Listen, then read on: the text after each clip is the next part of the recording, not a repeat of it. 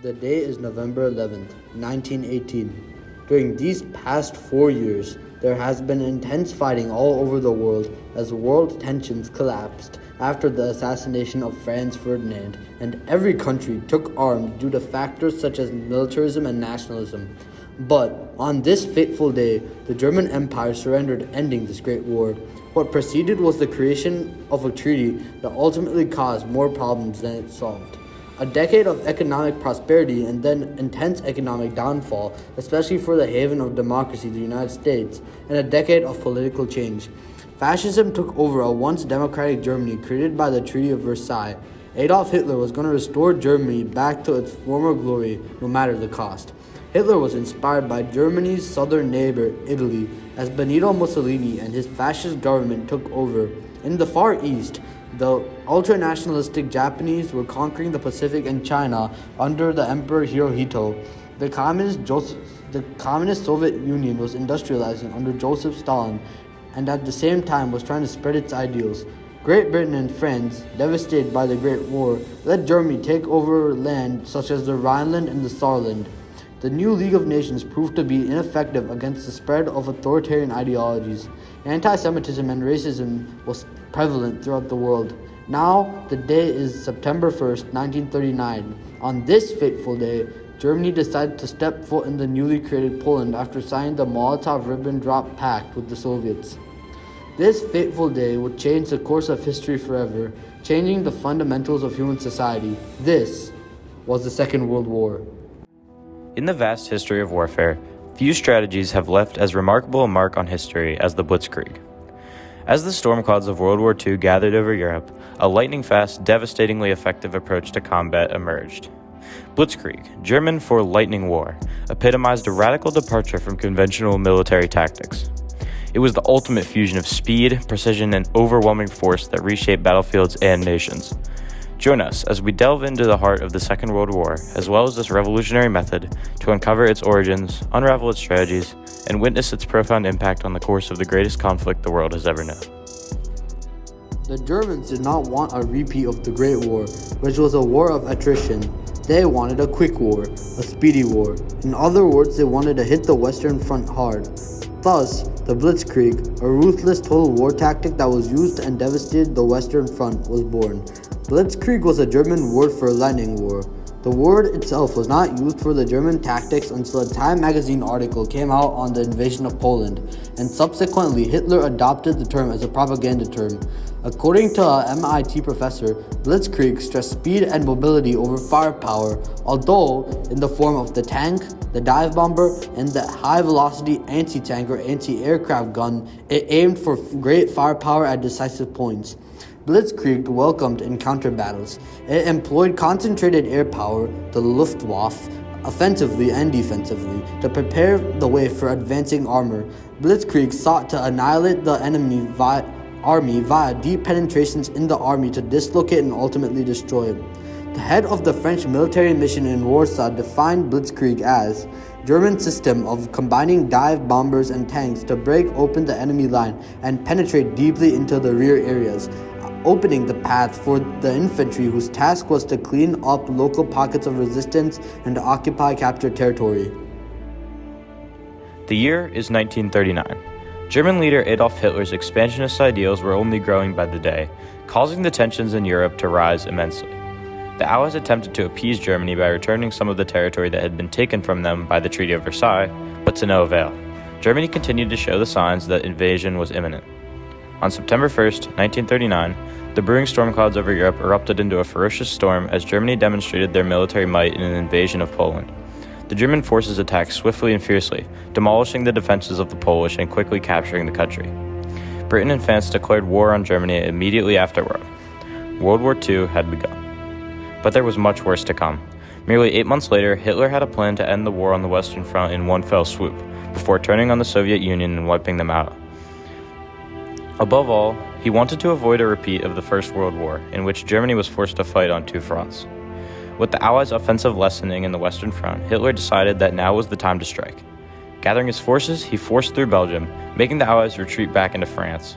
Here, the Allies assumed that they were safe from the Germans' attacks, as they were separated from Belgium by the Ardennes. The The Ardennes are a large area with low valleys and high hills, and it was presumed to be a naturally impenetrable area by the Allied forces. Despite what the Allied forces assumed, Hitler chose to order his panzer divisions through the Ardennes in a rapid offense, punching through the defensive line and quickly surrounding the Allies' strongest forces.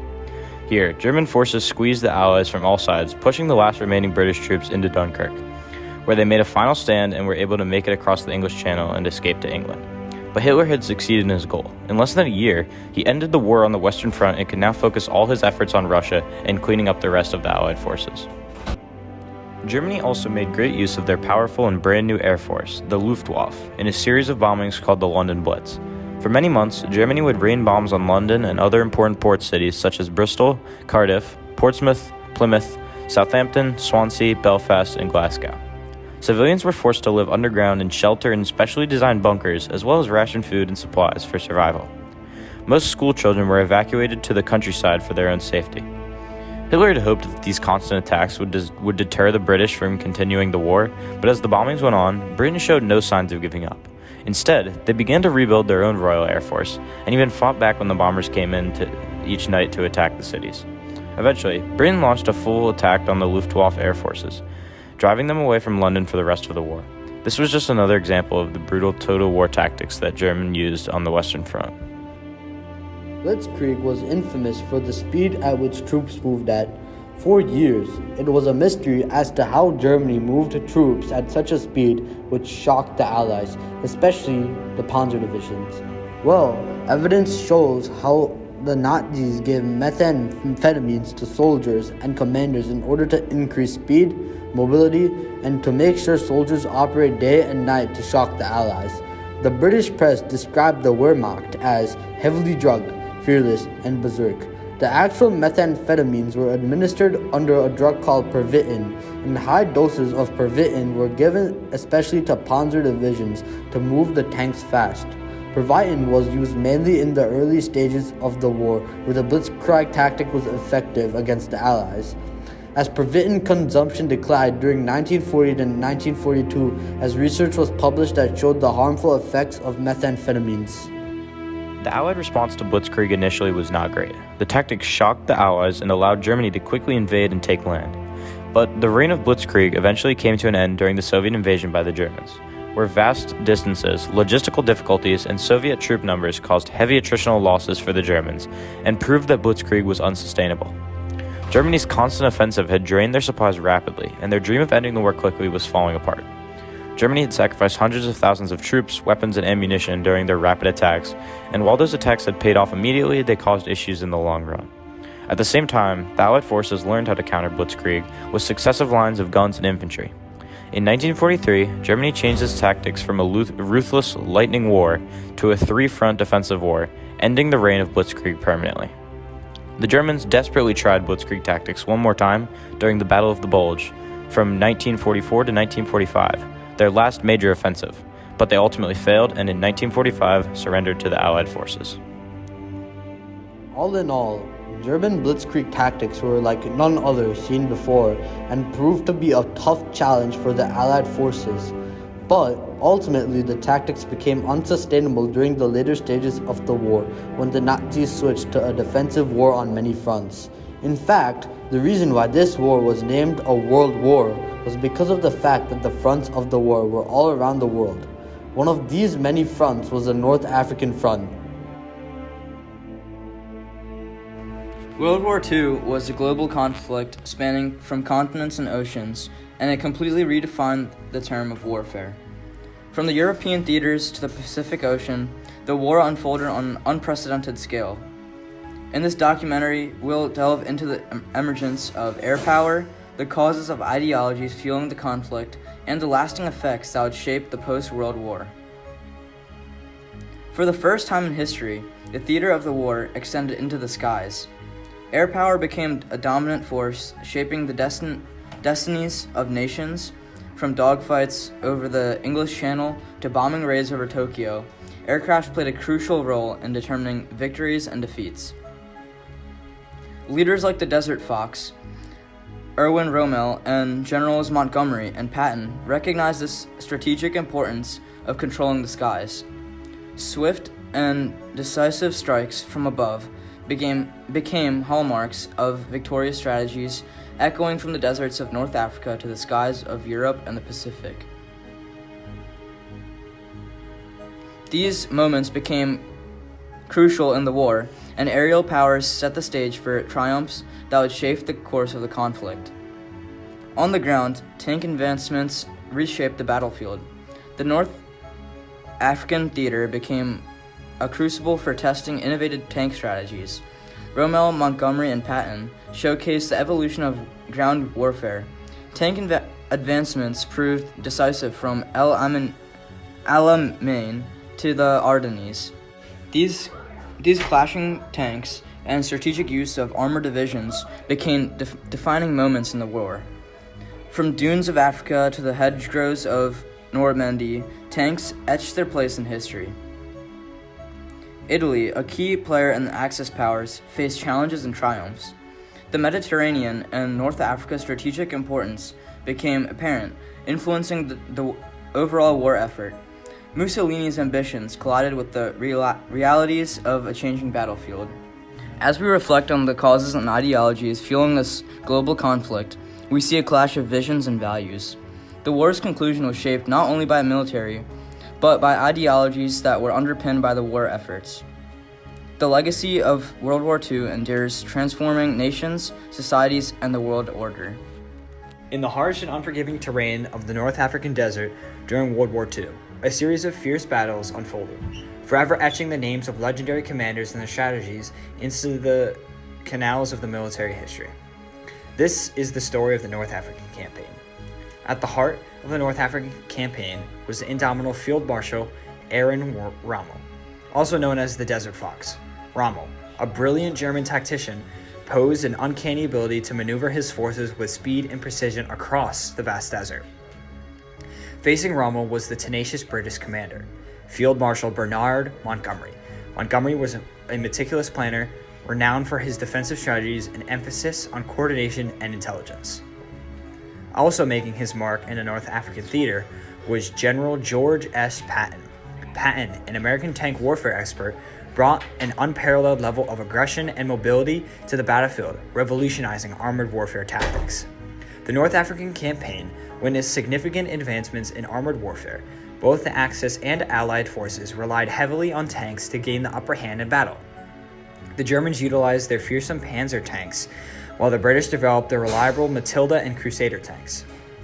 These tank battles were intense and brutal, often fought amidst blistering heat and swirling sandstorms. The tanks clashed, their cannons thundering across the desert. Victory often hinged on the ability to outmaneuver and outgun the enemy.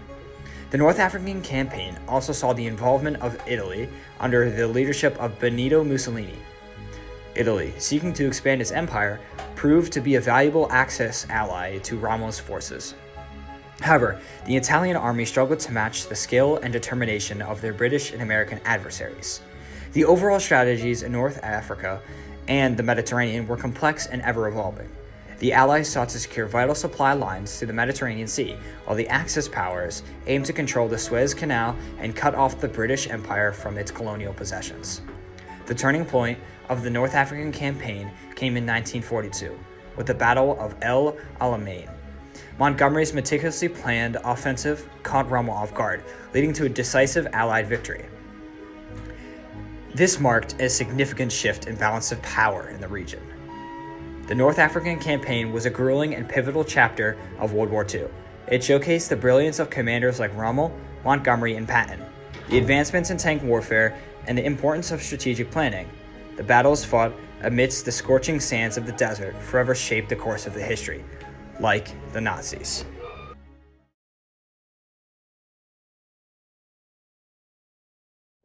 The Soviet Union's military was rapidly advancing. Prior to World War II, the Red Army, the Soviet Union's Army and Air Force, had undergone expansion and modernization. The Soviet Union itself had seen rapid industrialization over the course of 5 years. The communist state had developed heavy industry, infrastructure, and collectivizing agriculture. Despite the prospering economy, people were constantly monitored due to the communist government ruling over the country. Any hate towards the Soviet dictator, Joseph Stalin, led to extreme repercussions like jail sentences or in some cases death. A state of fear was instilled in the people. The Molotov-Ribbentrop Pact, a peace agreement between the Soviet Union and Germany, introduced a fear of oncoming war in the people of Europe, a fear that was soon confirmed by both countries' planned invasion of Poland. As the Soviet Union and Nazi regime took over Poland, the Soviet army murdered all of the captured officers. Ordinary soldiers were sent to the Gulag, and a secret police force systematically shot and killed 2,000 people in a remote area. The event was dubbed as the Katyn Massacre. Many people were also forcefully deported to the Soviet Union. The Red Army was weak in strategy but large in numbers. Prioritizing manpower, the military went to war with only numbers. Since their army was not weak, and they were allied with continental superpowers, the army might have been portrayed as strategic, but in truth the Soviet Union had lots of weaknesses. With little high-ranking officials due to a purge in the army conducted by Stalin, there was less leadership in the army, and their massive amount of land caused their borders to be weak and unguarded. But that didn't stop them.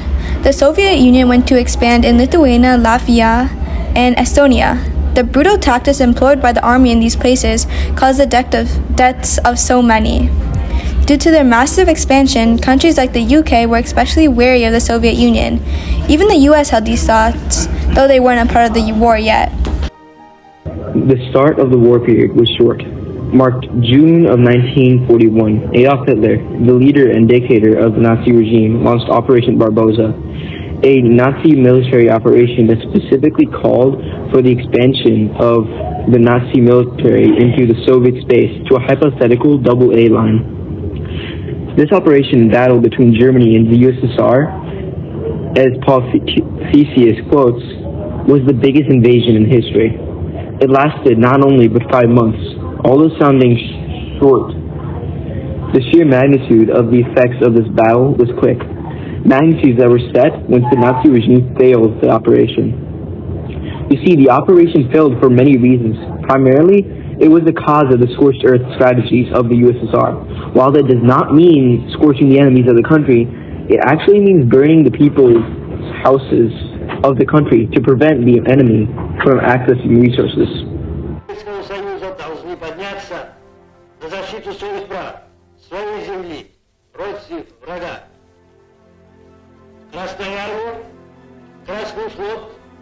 И все граждане Советского Союза должны отстаивать каждую часть советской земли. Драться до последней капли крови за наши города. And so, from the dictator's command, the people burned their homes, their possessions, their food, and their farms.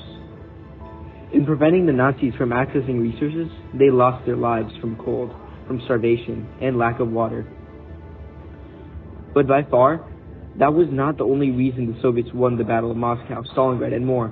The Nazis were also very ill-prepared for the battle. Der nationalen Regierung auf den Gebieten des wirtschaftlichen Lebens. Hier wird ein Gesetz alles Handeln bestimmen. Das Volk lebt nicht für die Wirtschaft und die... They did not anticipate the cold and believed the invasion and the USSR takeover would be quick. In doing so, they came out ill-prepared, only prepared for a short-term invasion rather than a long-term, and so, failing. The effects of this battle were great for both sides. The Soviet Union saw to it that their army needed to be fixed. Recognizing the importance of military tactics, under the leadership of skilled commanders like Georgy Zhukov, effective strategies were deployed to counter the German forces. Concepts of a deep battle or deep operations were appearing, which emphasized the use of multiple troops to disrupt enemy forces and ultimately overwhelm their opponent. The Eastern Front witnessed some of the bloodiest battles in history. The scale and intensity of conflicts led to enormous amounts of casualties on both sides. Battles such as the Stalingrad, Kursk, and the Siege of Leningrad were particularly brutal and resulted in heavy losses for the Red Army. The military strategy employed at Stalingrad was especially brutal and characterized by street-to-street fighting and intense close-quarters combat. Cities even endured sieges, where a military surrounds a city cutting off essential supplies, like in Leningrad, which lasted for 900 days. The Red Army was engaging in a total war. to the point where about half of its society was mobilized and fighting in war. Millions of soldiers were conscripted into the army, with a significant portion of the population actively involved in supporting the war effort, and the Soviet people didn't only contribute to the war on the battlefield, but also on the home front, where industrial production was shifted to support the military. Countries in Europe were extremely afraid of the Soviet military, which was rapidly developing and expanding. They were a force who was changing the dynamic of the war, sacrificing human lives for their own power and influence. Though allies were thoughtful, opposing forces and people in the Soviet Union had to wonder to what extent would the country go for the victory of this war. Though some might have believed that the brutality shown by the Soviet Union, as well as the allies like the UK and the USA, was necessary to winning the war, the tactics they went through were not completely necessary and endangered the lives of so many more people than necessary. The war ended on the devastated Eastern Front, when the advancing Soviet troops caused the capital of Germany, Berlin, to fall, leading to unconditional surrender of the country. The war is particularly brutal for the Soviet Union, as the massive scale of the conflict, the strategic decisions made by both sides, and the harsh conditions of the Eastern Front were all factors in this result. Cities like Stalingrad and Leningrad became battlegrounds and resulted in loss and casualties of thousands, if not millions of people. With resources being cut off completely, some Soviets were left to die. The commitment of total war, combined with Stalin's leadership, contributed to mass mobilization. The Soviet people, soldiers, and civilians alike faced enormous sacrifices, as the entire society was only focused on supporting the war effort. Due to the Soviet Union's brutal military strategy, millions of innocent lives were lost in the country. Even though the Soviets paid for the war in blood, their allies, the U.S., paid for the war in material. The U.S. played a big role in World War II, and the U.S. mobilization on the home front and supplying allies was crucial to how the rest of the war played out. On March 11, 1941, Franklin D. Roosevelt signed the Lend-Lease Act, allowing the U.S. to provide military aid, war supplies, food, and oil to countries like France, the United Kingdom, the Soviet Union, and China. This benefited the U.S. since it allowed them to stay neutral during the war and help out many different countries. The United States did not only give supplies, they also received land from the UK in exchange for 50 outdated U.S. Navy destroyer ships, which the U.S. used to create naval and military bases outside of U.S. territory. This was known as the Destroyers for Bases Agreement. After Germany invaded Poland, Roosevelt persuaded Congress to permit the government to sell military supplies to France and Britain on a cash-and-carry basis. In other words, they could pay cash for American-made supplies and then transport them on their own ships. This was known as the Cash and Carry Act. The United States government was a big help in the supplement of goods to the Allies. For example, in 1942, the War Production Board, or the WPB, was established. The WPB had the authority to direct and regulate the production of goods and raw materials necessary for the war. It set production goals, allocated resources, and coordinated the efforts of industries to meet the demands of the military. Also, under the direction of the WPB, the government took control of numerous manufacturing industries. It made factories shift their production lines from civilian goods to military equipment such as tanks, aircraft, ships, weapons, and ammunition. Their overall goal was to maximize product and equipment to be used for the U.S. and Allied militaries. The United States became known as the Arsenal of Democracy due to its significant contribution to the war effort through its industrial support. During World War II, the U.S. suffered a massive food shortage, and as a result, had to resort to citizens rationing food and other supplies. Rationing aimed to conserve resources and ensure that essential goods were available for the military and the war effort. It was implemented to address shortages caused by disrupted supply chains, and to redirect resources towards the production of war materials. The government rationed various items, including food, fuel, textiles, and metals. Commonly rationed food included meat, sugar, coffee, butter, and canned goods. Gasoline, tires, and rubber products were also rationed due to limited supplies. Another method used to combat the food shortages was the use of victory gardens. They aimed to reduce the nation's food supply and reduce pressure on farms and other agricultural areas. They focused on feeding the military and supporting the war effort, and they increased the availability of fresh produce, which was in short supply due to transportation limitations and rationing.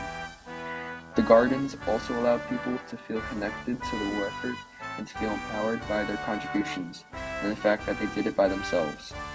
Millions of Americans participated in victory gardening. Individuals, families, schools, and communities transformed backyards, empty parking lots, and public spaces into productive gardens. It was seen as a way for civilians to contribute to the war effort. The U.S. did not only help towards the end of the war with their supply of materials to the military and other Allied powers, but they were also one of the first countries to utilize women on the home front and to help support the country. When male citizens went to fight in World War II, they left many jobs open and without employees.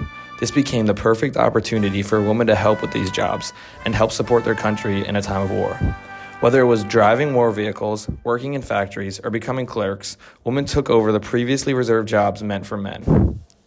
During this time, over 9 million women had joined the workforce and helped support the economy and country during the absence of the soldiers. During this time, big propaganda campaigns had started to appear all over the country to adhere to women becoming part of the workforce. Whether it was posters or videos, propaganda had become a big part of driving women to start filling in for the jobs that the soldiers had left behind. One of the biggest pieces of propaganda during this time was Rosie the Riveter. She was dressed in factory clothing, flexing her muscles, and saying, "We can do it." The goal of this was to show women that men do not need to be the only ones working and that female citizens could work together and support the country no matter what the stereotype was at the time. Unfortunately, it did not stay like this after World War II. Once the soldiers returned from their duties and started to work again, most women workers were fired from their jobs and felt that the stereotype had begun to return. This movement of women workers had not sparked a revolution, but it did show that female citizens had the power to do more than the stereotypical female jobs. Not only did women contribute to the war in the US, but they also helped out other countries in Europe and Asia help bring success to their war efforts. Women did play a vital role in the United States, but they also played major roles in European countries. Not only women, but other minorities also played roles in the U.S. Women were an essential part of World War II. The war required loads of men to join and fight. Because of this, women were required to overtake the jobs that previously were just for men, like driving trucks, repairing airplanes, working as laboratory technicians, rigging parachutes, serving as radio operators, analyzing photographs, flying military aircraft across the country, test flying newly repaired planes, and even training anti-aircraft artillery gunners by acting as flying targets. In Germany, there were around 500,000 women that volunteered as uniformed auxiliaries. Additionally, about the same number participated in civil aerial defense. Also, around 400,000 women were nurses. In the Soviet Union, female troops were actually mobilized. There were 800,000 enlisted, and more than half served in the front lines. The most celebrated and dangerous jobs women had were snipers and pilots. Marina Rozkova, known as the Russian Ameya Earhart, was able to convince Stalin to add 3 regiments of female pilots. In Britain, women served alongside men in anti-aircraft units. Their main job was to aim the searchlights at planes so artillery could shoot them down. World War II was a huge checkpoint for women's rights, as their contributions and help challenged the typical gender norms. A new path was starting to be paved for gender equality. Many of these attributes have been overlooked, but women played a major role in the war. Another group that played a crucial role in the war was Latin Americans. Many Latin Americans served in the U.S. military. An example of this was the 38th Regimental Combat Team, which carried out a few missions during the war. They were not segregated in their units like African Americans were, and many Latin Americans enlisted when war was first declared in 1941. One of the most crucial roles that they played was in conflict with the Philippines. When serving with Spanish-speaking Filipinos, Spanish-speaking Latin Americans were also able to communicate and help the Philippines. Another important event was the Bracero program in 1942. This was when millions of Mexican men were permitted to work legally in the United States. This was implicated because of a national agricultural labor shortage during the World War II. Latina women were also able to help because of bilingualism. It helped in fields of cryptology, communication, and interpretation. Latinas were able to break through gender and racial barriers to serve their country, as they also contributed to fill the roles of many empty jobs. Native Americans were yet another group that supported the war effort widely. Around 150,000 Native Americans were from 50 tribes participated in the war effort in military service or agricultural and industrial jobs. The most notable effort that Native Americans participated in was the Navajo Code Talkers. This was a group of 29 men of the Navajo tribe that created a code for the Marines. Every major Marine theater in the Pacific used the code. It was to transmit over 800 messages that were not broken. Not a single code was broken even after that war.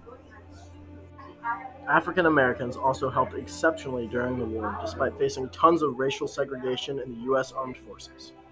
During this time period, the military was indeed segregated, as they had African American units serving separately from the white units. This led to the introduction of the Tuskegee Airmen, which was an all African American unit of fighter pilots. They earned recognition for their bravery during the war. On the home front, many migrated to the north and west to work in defense industries. This contributed a lot to the wartime industrial effort. This was also what marked the beginning of the WW campaign, which was a social and political movement. It advocated for two victories for the African Americans: victory over fascism abroad and victory over racism at home. This campaign had a significant impact on the civil rights movement, as it highlighted the demand for equality and justice. During World War II, over 120,000 Japanese Americans were forcibly removed from the West Coast to be incarcerated in confinement centers. This was known as the Japanese American incarceration. It followed the Pearl Harbor attack due to the anti-Japanese suspicion and fear. This led President Roosevelt to inflict the incarceration due to concern about potential espionage and sabotage. He signed the Executive Order 9066, which provided a legal basis for forced relocation.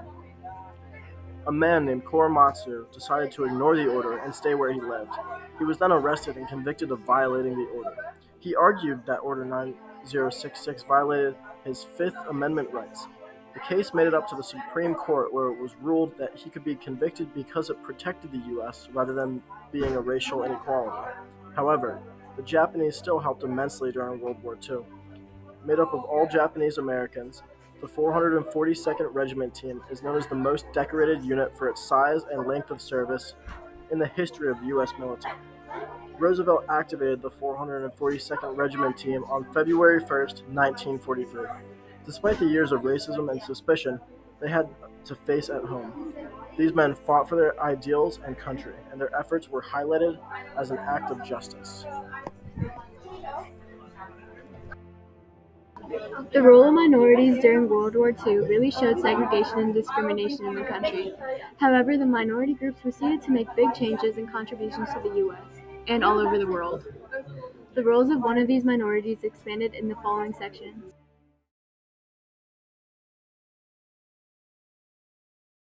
World War II had started. There were army, bombs, guns, planes, and tanks. The primary battle of World War II wasn't the battles on land. It was the espionage that altered the tides of the war. There was a rise of secret messages traveling wirelessly around the globe. Many of them wrote war poems. Many civilians who wanted to help during the war did not want to get their hands dirty with blood. Instead, they opted to be spies.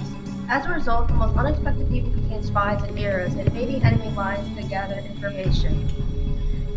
A basketball player, a farmer with nothing but their crops. It was a dangerous job, and getting caught was much worse. Among them, 1/3 of the spies were women. Many believed that they were less likely to be interrogated and caught, and they were less suspicious due to their charm according to the Nazis. Men were looking for women to be part of espionage, and they were wholeheartedly accepted. In France, women were working as wireless audio operators and had ranks in intelligence agencies. For example, one of the most popular American women spies of World War II was Virginia Hall, as her dream was to become a diplomat. However, this did not turn out how she expected because she was rejected because of a broken leg from a hunting accident. Even though she had lost one of her legs, she was able to be a spy despite the discrimination of her disability because of the things she could do. This is an amazing accomplishment, becoming a spy with one leg. However, the story doesn't end here. She continues her espionage and makes big achievements. This was known by the Germans and they were on alert. The Germans called her the Limping Lady. She went uncaught and continued her espionage in several different places, despite the danger it takes. In Britain, a story was told about a spy who retained the pacifist views. Noor Inayat Khan was furious by the oppression, as the person she loved was Jewish and her great-great-grandfather died in India fighting for independence. Noor spoke fluent French and went by the codename Madeleine by the famous French cookie. She did radio work in France, which is under Nazi control, and she weaseled her way out of interrogations using her quick excuses and charm. This made her perfect for espionage. However, she was eventually caught by police and she was sent to a concentration camp. Noor was sent to die. Her last words were, "Liberty." She was 30 years old. In her autobiography, she stated that she did not regret her duties as a spy. She was happy that she served in the war and made a difference, so that was enough for her. There was also a French fashion designer who had a relationship with a Nazi officer and was reported as a spy. However, her actions or activities was not well known. So some say she was not a spy, but was accused of one because of her relationship with the Nazi officer. Spies were acting for two sides as well, such as Juan Pujol Garcia. In Britain, he was known by the codename Garbo. In Germany, he was called Alaric. He often came with fake characters with excuses and fake identities to obtain valuable information. He was originally offered to join the German intelligence. However, he was a British double agent. So, as he was working as a spy in Germany, he gave intel to the British intelligence, also becoming a British spy. There were many spies that contributed to the war, and to this day, some of the activities of some spies are still unknown. Intelligence agencies from across nations were having trouble with Axis powers were communicating. The Axis powers were communicating with the Enigma, not cracked until 1941 by British mathematician Alan Turing and Polish mathematician Martin Juski. The Japanese, on the other hand, were communicating in a language with 90,000 words and phrases. At the moment, many were stumped. The Allies, on the other hand, hired many Navajo speakers to send messages in their native language to prevent it from being cracked. The Japanese, who were known to be expert codebreakers, were stumped. Thanks to a group called Navajo Codebreakers, they created a system where a word would be associated with the war tactic. On December 7, 1941, Pearl Harbor was attacked, and the Japanese were storming in. However, prior to the attack, American codebreakers intercepted a message that was the attack of Pearl Harbor. But the United States wasn't fully able to decrypt what the message meant. The code that was broken was mostly about diplomatic and political activities, rather than military plans during the attack, so they weren't fully able to comprehend the Japanese attack on December 7. After the American invasion, the British intelligence started an Operation Mincemeat to shrink Germany, created by Admiral John Godfrey and his assistant Ian Fleming, who would later be an author of the famous James Bond. They gathered a corpse of this guy and disguised it as an officer with papers. His name was William Martin from Cardiff, United Kingdom. The poor man would be killed by drowning from being dumped by a plane. The goal? To falsely warn Germany about an attack on Greece to divert their attention on Italy via code. It was an outraging success. Germany did not expect an invasion of Italy. They were utterly deceived. The French resistance during World War II gave a huge effect on the Nazis' actions on occupations of France. The French civilization didn't like this and found ways to stand up. So they started to become spies against the Germans. The spies collected many different intelligence and informations, sabotaged many Nazi activities, and helped Allied forces. They had disrupted railways to stop deliveries of soldiers, smashed locomotives and cars, cut communication lines, and helped prisoners of war escape. The Danish helped Jewish people in hiding escape to Sweden. As people crack code on land, a new code was cracked in the air.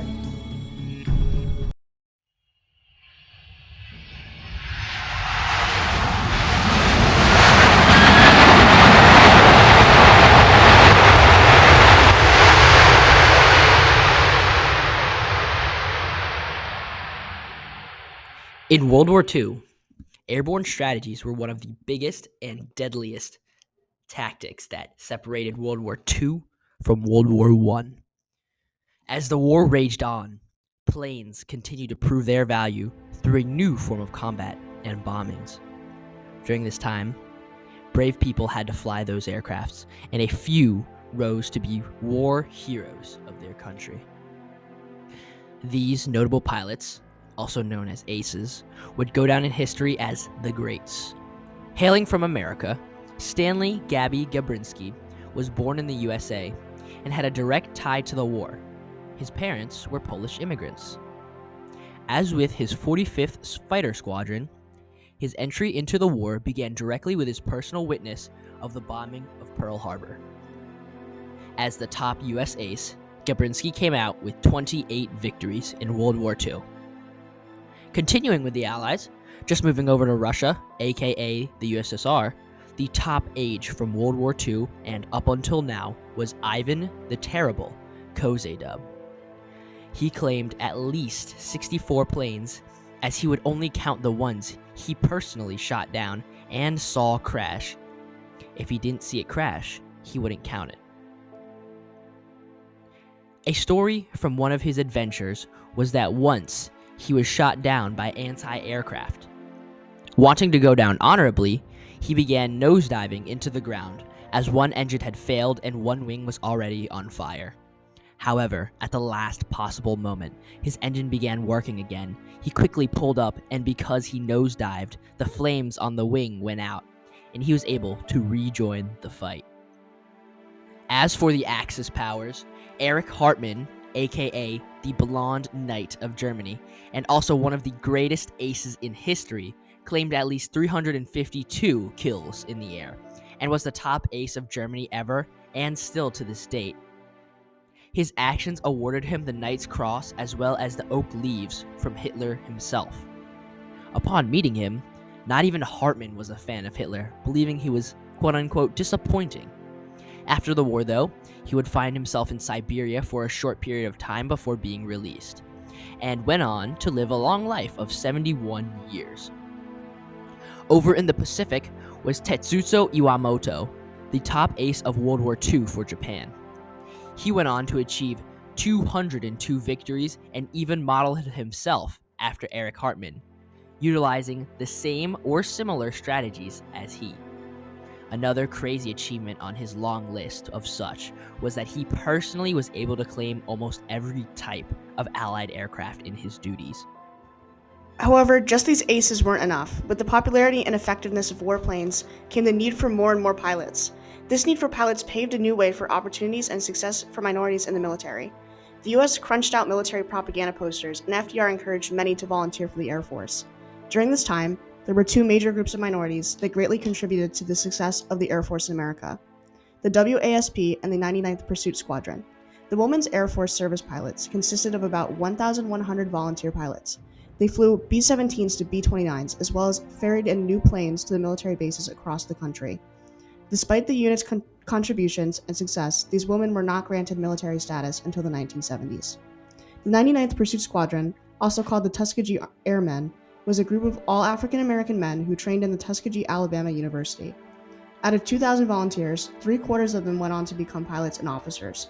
They flew as a bomber escort group and set a record in history for never losing a bomber plane to an enemy. Their recorded success influenced Truman to desegregate the military in 1948. This was the first time that African Americans had worked as a squadron in the Air Force. The planes these people flew varied in size, function, efficiency, and deadliness. Planes were typically split into 3 different categories: transport, fighters, and the most well-known, bombers. The brands and models of these planes varied in each country's Air Force, but they all served the same purpose: to take down the enemy. Fighter planes or attack planes were lighter, faster, and well-equipped with both machine guns and light bombs. The most commonly used fighter planes in the U.S. were the A-20, A-24, and A-26. The most common bombers used in the U.S. were the B-25 Mitchell and the B-26 Marauder. These were medium-sized bombers that supported ground positions targeting railways and material depots. Larger, longer-range bombers included the B-17 Flying Fortress and later the B-29 Super Fortress.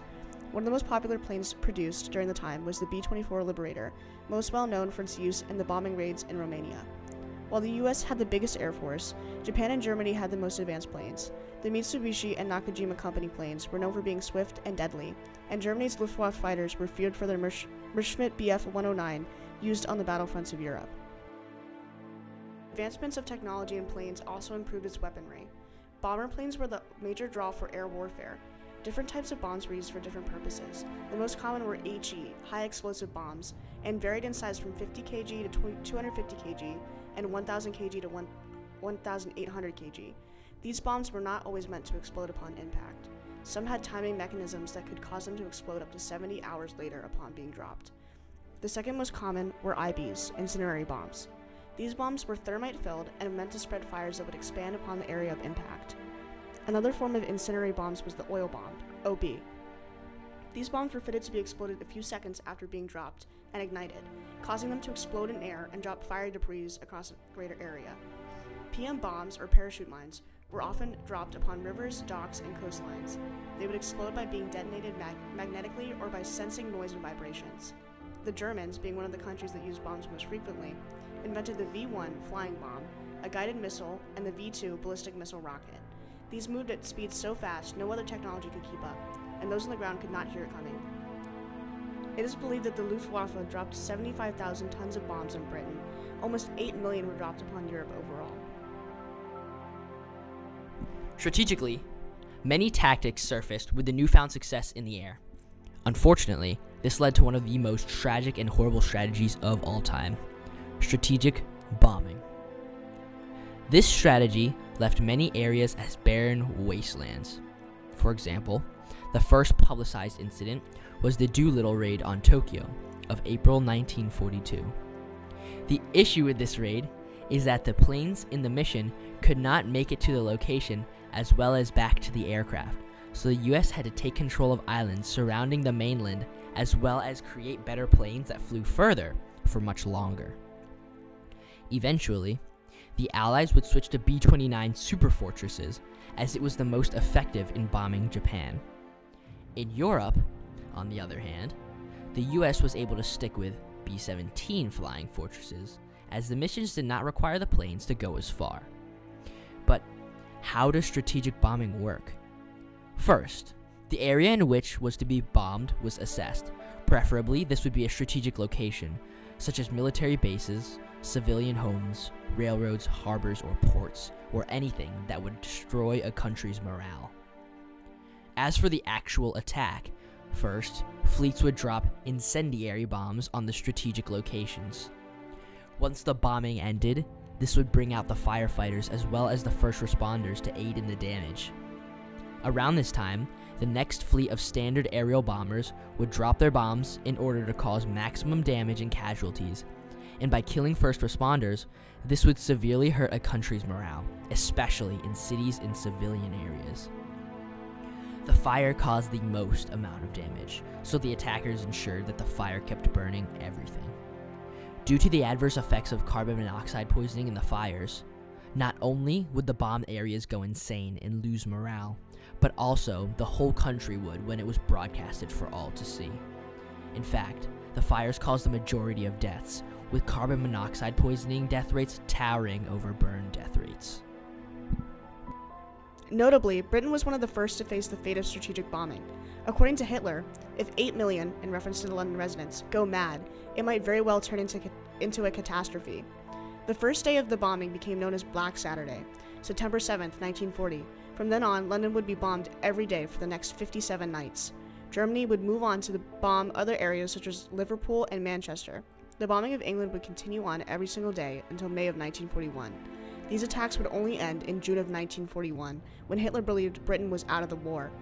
A small island just south of Italy under British control known as Malta was bombed by the Luftwaffe Force and Italian Royal Air Force for 154 days and nights, totaling 6,700 tons of bombs and 3,000 bombing raids. Becoming known as the Siege of Malta, this area was especially useful for the Allies as it was strategically placed between trade routes of North Africa and Italy. The Axis' continual bombing hoped to change that, and have the Allies surrender the island. Today, Malta is regarded as the most heavily bombed area of World War II. Britain, in fact, had a chance at their own kind of revenge, beginning with Operation Gomorrah. The British flew an 800-plane fleet on July 24, 1943. The planes dropped small strips of tinfoil, confusing Luftwaffe radars in Hamburg. The fleet dropped roughly 2.3 thousand bombs in just 1 hour, with fires causing the most damage. Hamburg was bombed for 3 consecutive days in a total of 4 days, with 40,000 accumulated deaths. Hamburg wasn't the only city on the Allies' bomb list. Dresden, a previously beautiful area, was a rail center for the Axis powers that supported their Eastern Front, as well as essential to Germany's arms production. On February 14, 1945, Dresden was bombed 4 times in 4 days by British and American fleets, then bombed 2 other times in the next 2 months.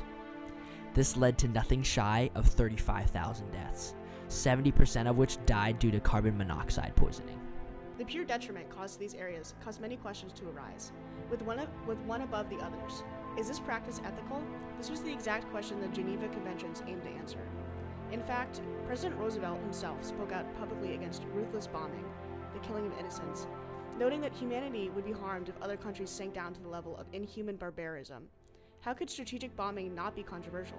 The idea that in order to destroy a country's morale, you would continually bomb their civilian cities into nothingness, killing and effectively torturing unfathomable amounts of innocents, wasn't exactly looked well upon. Its impacts were so great that this practice and the Holocaust essentially outlined the Fourth Geneva Convention. Civilians are to be protected from murder, torture, or brutality, and from discrimination on the basis of race, nationality, religion, or political opinion. Needless to say, this convention was made with the horrors of strategic bombing in mind. As tension grew between the countries, advancements in the air warfare led to one of the most important bombings in the history of World War II.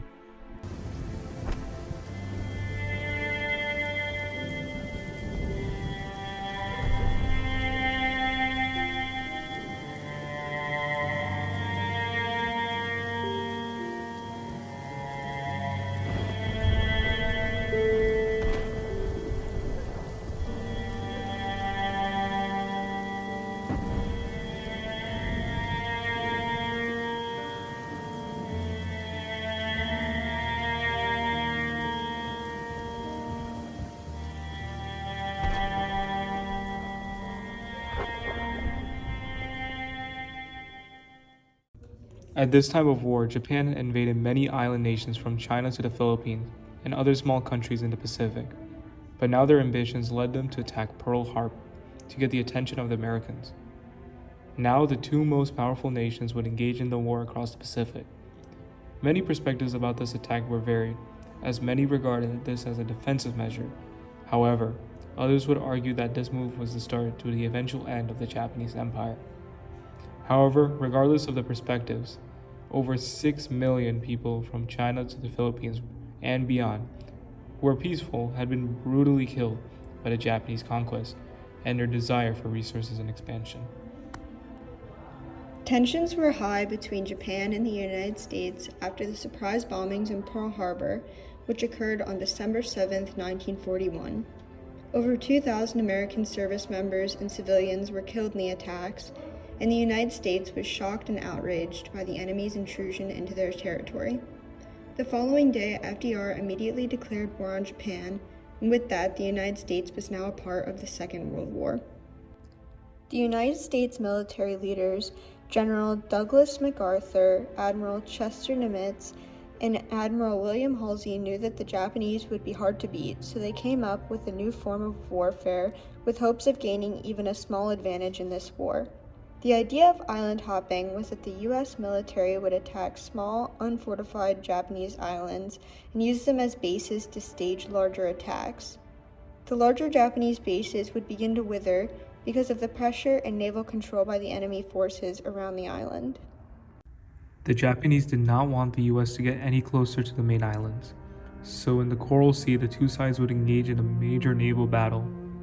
The first battle in which island hopping took place was the Battle of the Coral Sea, which took place in May 1942. The tactic of the island hopping failed in this battle, which resulted in another painful Japanese victory for the Americans. The Americans were determined to find success through the tactic of island hopping, and the next month they did. The Battle of Midway is often seen as the turning point of the US-Japanese conflict.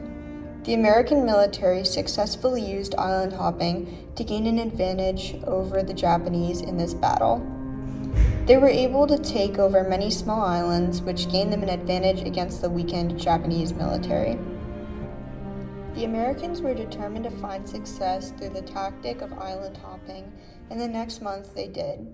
The Battle of Midway is often seen as the turning point of the US-Japanese conflict. The American military successfully used island hopping to gain an advantage over the Japanese in this battle. They were able to take over many small islands, which gained them an advantage against the weakened Japanese military. Following the battle, the Americans continued to hold the advantage as the war moved forward. Another military tactic that was used during this time and during the war was kamikaze attacks. The Japanese at this point were losing after the Battle of Midway. They had to sacrifice their men and resources in an attempt to slow down the Americans. Japan's mentality of dying rather than surrendering at all costs caused massive amounts of Japanese pilots to crash themselves onto American ships, and ultimately losing millions of lives in the process. The final battles of the war in the Pacific took place in the islands of Iwo Jima and Okinawa. As the Allies moved closer to the Japanese mainland, tensions continued to grow. Combined in these two battles, which took place in February 1945, there were over 150,000 Japanese soldier and civilian casualties. The natives living on both Iwo Jima and Okinawa made up almost one-third of the casualties, resulting from these battles. The results of island hopping were detrimental to the Japanese, but it caused great successes for the Americans and was worth the losses and risks it created. The Japanese, despite the immense loss of life from this war, continued to fight. The Americans were starting to get frustrated with their unwillingness to surrender and had one final idea to try to win the war. They were the only nation in the world that had an atomic bomb, and their first target was looking like it's going to be Japan.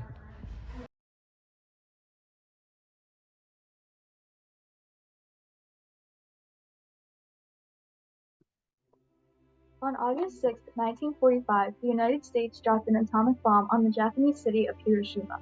The bomb was named the Little Boy, but weighed over 10,000 pounds and instantly killed everyone within the radius of the bomb.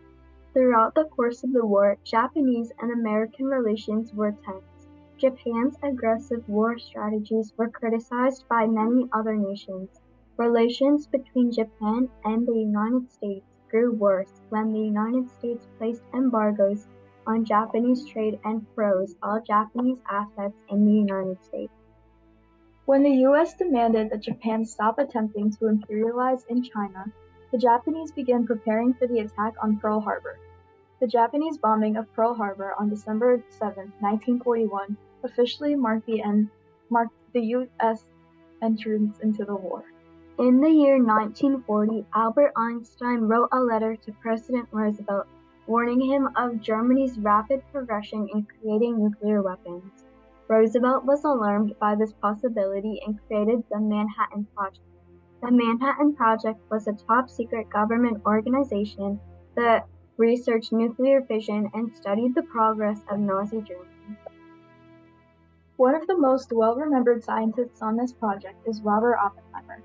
Oppenheimer was known as the father of the atomic bomb, but was very controversial due to his support for the communist organizations. At one point, he was believed to be a Soviet spy and was put on trial. Another significant figure at this time was Albert Einstein. He was a German physicist and the director of the Kaiser Wilhelm Institute for Physics in Berlin in 1914. When Hitler came to power in Germany, Einstein moved into the United States and became a physicist there. Einstein is often incorrectly associated with the atomic bombs that the United States developed and dropped on Japan during World War II. His famous equation, E equals mc squared, explains what happens in atomic bombs, but does not provide instructions on how to build one. After the atomic bombs were developed, there was a long debate over what to do with them. It is said that Truman and his advisors never debated if an atomic bomb should be used. They only debated about how, when, and where they should be used. President Truman claimed that the decision of whether or not to use the bomb was an awful responsibility. Some of the options that were considered were dropping non-atomic bombs, dropping the atomic bomb on a deserted Japanese island, or bombing an entire city. He wrote a letter in his diary claiming that he wanted to drop the bomb. In the end, the United States decided to drop 2 atomic bombs on Japanese cities. Tokyo and Kaiko were not bombed because Truman wanted to avoid bombing cities of historical significance. They believed that nothing else would make an adequate impression on the Japanese, and they were desperate to save the American lives that would be lost in a traditional invasion. On August 6th, the Americans dropped the first bomb on Hiroshima. Instantly, 80,000 people died and thousands more were injured. The radiation waves harmed and disabled thousands who weren't killed, along with intense heat that came with the bomb. Pilots and people watching claimed that the sky looked like it had exploded, and the city of Hiroshima just disappeared from existence. Later in the day, a second bomb was dropped on the city of Nagasaki. This led to Japanese surrender and it marked the official end of World War II. Some believed that dropping the bomb was necessary to end the war. Others believed it was just a show of force and it was a very extreme and unnecessary measure.